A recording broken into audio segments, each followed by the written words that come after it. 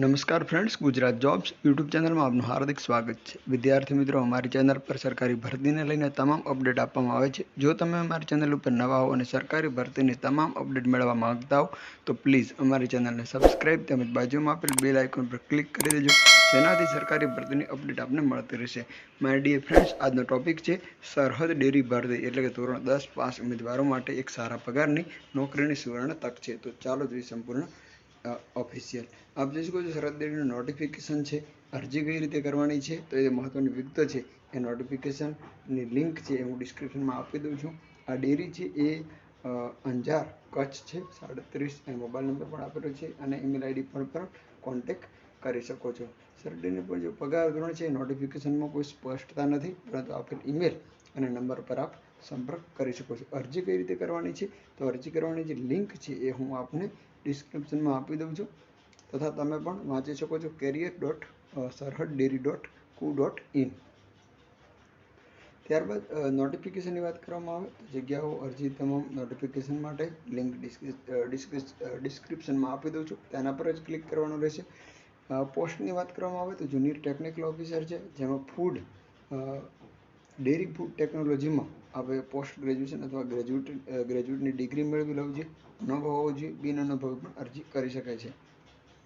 Junior operator કમ technician છે, તેની અંદર MSc ITI પાસ કરેલું હોવું જોઈએ, SSC પ્લસ ITI પાસ કરેલું હોવું જોઈએ અને આ ઉપરાંત જે ફિલ્ડમાં 1-2 વર્ષનો અનુભવ હોવો જોઈએ. Junior operator come technician utility and maintenance, તેની અંદર પણ આપણે ITI પાસ કરેલું હોવું જોઈએ. અન્ય પોસ્ટની વાત કરવામાં આવે તો છે મેનેજર છે, એ પણ ડેરી ફૂડ ટેકનોલોજી એન્જિનિયરિંગમાં માસ્ટર ડિગ્રી એટલે કે બેચલર ડિગ્રીની dairy and dairy products plants manager કક્ષાનો ઓછામાં ઓછો 3 વર્ષનો અનુભવ હોવો જોઈએ. સિનિયર ઓફિસર, વિજિલન્સ ઓફિસર, તેની પણ પોસ્ટ માટે આપ જોઈ શકો છો. ત્યારબાદ જુનિયર કેમિસ્ટ છે, તેના માટે પણ આપણે કેમિસ્ટ પોસ્ટ ગ્રેજ્યુએશન અથવા ગ્રેજ્યુએટની ડિગ્રી મેળવેલી હોવી જોઈએ અને ડેરી સેક્ટરનો અનુભવ અથવા ફ્રેશર પણ અરજી કરી શકે છે. તો આ હતી શૈક્ષણિક લાયકાત. હવે પોસ્ટની માહિતી પ્રમાણે આવે તો મેનેજરની જગ્યાએ 1 છે, વિજિલન્સ ઓફિસરની 1 જગ્યા છે, chemist 5, junior officer 5, junior operator કમ ટેકનિશિયન, આઈસ્ક્રીમ પ્લાન્ટ માટે 5 અને યુટિલિટી મેન્ટેનન્સ ડિપાર્ટમેન્ટ માટે 4.